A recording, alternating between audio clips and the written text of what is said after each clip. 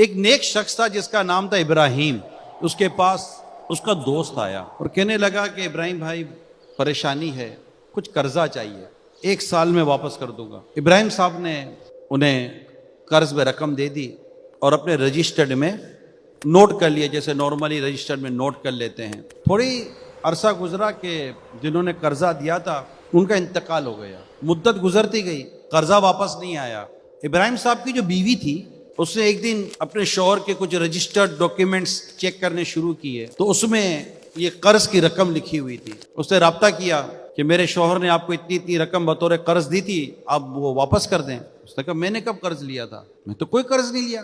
اس نے آس پاس سے تھوڑی کوشش کی لیکن وہ مان نہیں رہا تھا کہ میں نے کوئی قرض لیا ہے. لوگوں نے کہا ابراہیم صاحب نے اگر لکھا ہے قرض رجسٹرڈ میں, اس کا مطلب اس نے دیا تھا, اور وہ منع کر رہا کہ میں نے نہیں لیا تھا. اس پر تھوڑا سا مورلی پریشر ڈیولپ کیا گیا. تو اس کے بعد تھوڑا سا پریشر بڑھا تو اس سے ہاں قرض لیا تو تھا, دیا تھا, میں نے تو دے دیا تھا, میں نے واپس کر دیا تھا. کیونکہ اس کو پتا تھا کہ ابراہیم صاحب غلط نہیں لکھتے.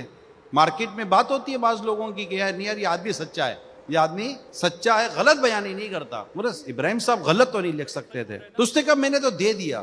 اب بات کسی صورت جب نہ بنی تو اس بیوہ عورت نے عدالت میں کیس کر دیا, قاضی کے پاس مقدمہ دائر کر دیا کہ میری پیمنٹ مجھے چاہیے, میرے شوہر نے انہیں اتنا قرض دیا تھا جو واپس نہیں ہے دے رہا.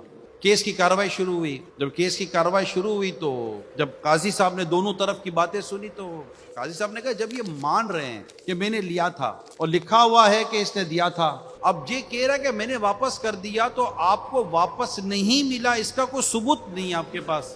آپ نے چونکہ دعویٰ کیا ہے تو آپ گواہ پیش کرو یا کوئی ثبوت پیش کرو, یا اگر آپ کے پاس گواہ یا ثبوت نہیں ہے تو جس کے خلاف دعویٰ ہے وہ قسم لے لے گا. یہی ایک اصول ہوتا ہے. تو اس نے کہا میرے پاس دیکھا کہ نہ کوئی گواہ اور ثبوت نہیں ہے, مگر مجھے اتنا پتا ہے کہ اگر یہ قرضہ واپس کرتے تو میرے شوہر لکھ لیتے کہ اس نے مجھے پیسے واپس کر دیے, ان کی پریکٹس تھی. تو قاضی صاحب نے کہا کہ پھر ٹھیک ہے وہ قسم لے لے کہ اگر اس نے قرضہ واپس کر دیا ہے تو. اس نے اللہ کی قسم لے کر کہا کہ میں نے پیسے واپس کر دیے, اللہ کی قسم میں نے پیسے واپس کر دیے.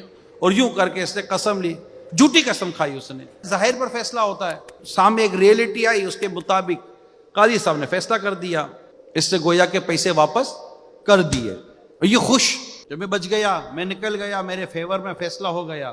اب عورت جانتی تھی کہ یہ جھوٹ بول رہا ہے. جیسے ہی وہ شخص جھوٹی قسم کھا کر کمرائے عدالت سے باہر نکلنے لگا, ابھی سیڑھیوں تک نہیں پہنچا تھا, دھڑام سے گرا اور مر گیا. لوگوں کو بڑی حیرت ہوئی. کوئی معاملہ سمجھنے کی کوشش کر رہا تھا اور جا کر اس عورت سے رابطہ ہوا کہ محترمہ معاملہ کیا ہے. عدالت نے تو اس کے فیور میں فیصلہ دے دیا اور اس کو اچانک یہ گرا اور موت آ گئی. کوئی سمپٹمز تو تھے ہی نہیں, کوئی اسی صحت مند آدمی تھا.